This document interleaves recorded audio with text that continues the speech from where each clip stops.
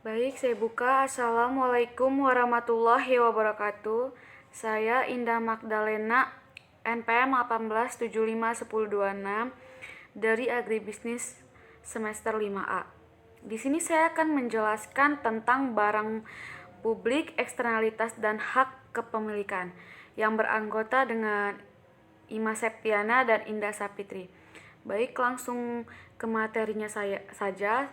Di sini saya akan menjelaskan tentang barang pabrik. Apa sih barang pabrik itu? Barang pabrik adalah sesuatu yang dapat dinikmati atau dibutuhkan oleh semua orang. Contohnya jalan raya dan tempat ibadah. Sifat barang pabrik berdasarkan penggunaannya. Yang non-rivalry dalam penggunaannya, barang pabrik berarti bahwa penggunaan satu konsumen terhadap suatu barang tidak akan mengurangi kesempatan konsumen lain untuk dijaga mengkonsumsi barang tersebut. Contohnya sinar matahari. Yang kedua ada non-excludable. Barang publik ini berarti bahwa apabila suatu barang publik tersedia, tidak ada yang dapat menghalangi siapapun untuk memperoleh manfaat dari barang tersebut, atau dengan kata lain setiap orang memiliki akses ke barang tersebut. Contohnya jalan raya. Definisi eksternalitas adalah biaya yang harus ditanggung atau manfaat tidak langsung yang diberikan dari suatu pihak akibat aktivitas ekonomi. Eksternalitas dapat digambarkan sebagai efek yang dirasakan oleh suatu pihak yang ditimbulkan oleh tindakan pihak lain. Eksternalitas positif dan negatif di sekitar daerah kami yaitu biaya atau manfaat yang muncul dari proses produksi tetapi berakibat pada orang selain produsen, atau manfaat yang muncul dari konsumsi tetapi diterima oleh orang lain selain konsumennya. Secara umum, eksternalitas dibagi menjadi dua kelompok, yaitu eksternalitas positif dan eksternalitas negatif.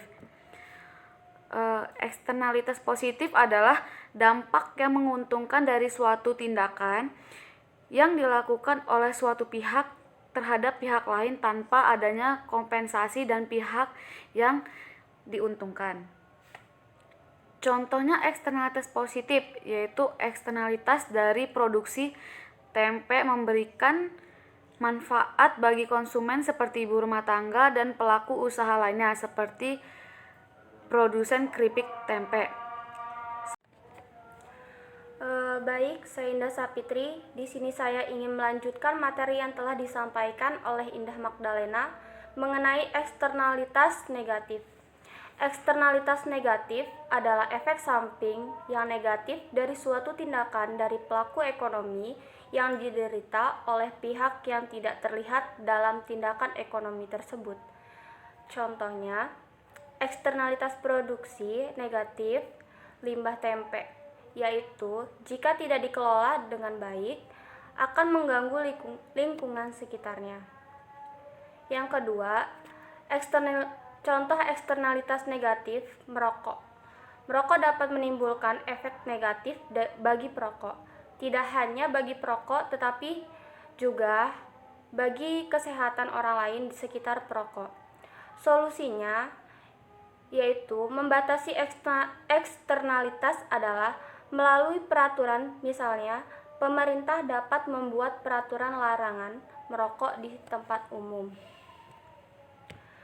Faktor-faktor penyebab eksternalitas.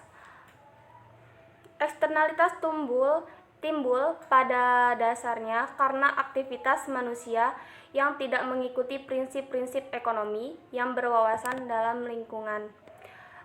Dalam pandangan ekonomi, eksternalitas dan ketidakefisien timbul karena salah satu atau lebih dari prinsip-prinsip alokasi sumber daya yang efisien tidak terpenuhi. Berikut faktor-faktor penyebab eksternalitas. Yang pertama, karakteristik barang atau sumber daya publik. Yang kedua, ketidaksempurnaan pasar. Yang ketiga, kegagalan pemerintah merupakan keadaan-keadaan di mana unsur hak pemikiran atau pengusahaan sumber daya atau property right tidak terpenuhi.